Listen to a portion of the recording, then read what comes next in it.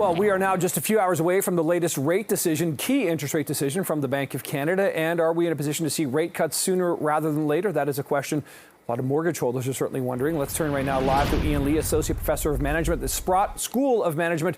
Professor Lee, we always love talking to you about this. And I quickly Googled some headlines about the Bank of Canada this morning. Here's a sampling. Housing market on the line. One more hold of rates, must cut by June, slower and shallower cuts, a wide range of opinion here. What are your thoughts about what we're going to hear from Tiff Macklem today? I do believe he's going to postpone one more time. He's a cautious and careful individual, very prudent.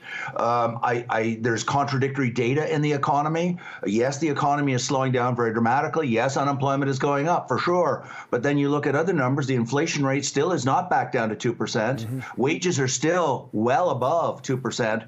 And so he's seeing and examining, and the governing council are seeing contradictory data in the economy.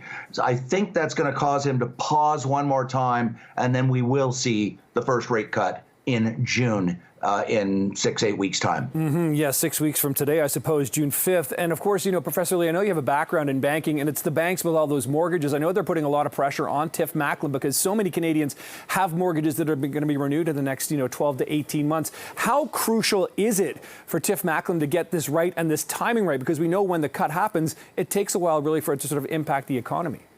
You're absolutely right. There is a lag. They actually call it a lag. And the lag is estimated at up to 18 months as the cut or the increase percolates through. It's, the snake eating the animal, and it takes a long time to work through the body of the snake.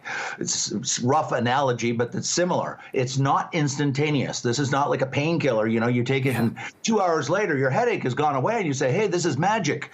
Interest rate cuts, interest rate increases take a long time to work through. You're right. He's got to hit the right. He can't go, it's another metaphor, Goldilocks. It can't be too much and it can't be too little, because if it's too much of a rate cut, they risk re-stimulating inflation. If they're too slow on the rate cuts, they could cause the economy to decline further. So he is doing a very tight balancing act. Yeah, I mean, he's sort of dancing on a knife edge, isn't he, or head of a pin, whatever kind of analogy you want to take there. So the expectation potentially, one cut in June and then potentially maybe another cut in July. What do you think is going to be sort of crucial for this economy here in terms of where that key interest rate goes to sort of make sure that people aren't really stressing or selling when it comes to renewing mortgages in months or years from now? Nick, I'm glad you asked that question, because I'm going to get a little bit sort of wonky here, but the central bank has been talking a lot lately about what is the actual neutral rate. And economists talk about the neutral rate, and it's very simply, it's that interest rate by the central bank that is not contracting the economy, but not stimulating the economy. You can't look this up in a textbook anywhere. It's a judgment based on all the data. There seems to be a consensus that the neutral rate is somewhere around 3% for the central bank.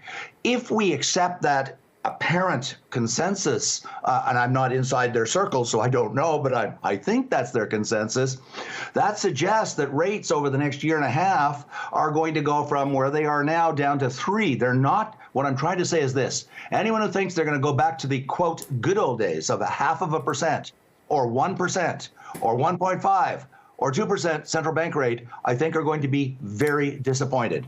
I think we're going to be looking at rate cuts over the next year and a half, 1 to 1.5%. Okay, well, that'll be really interesting to watch for. Again, Tiff Macklem, really, boy, he must be feeling some incredible pressure these days. Professor Ian Lee from the Sprott School of Business, do appreciate your time as always. Thanks so much. My pleasure, Nick. Thank you.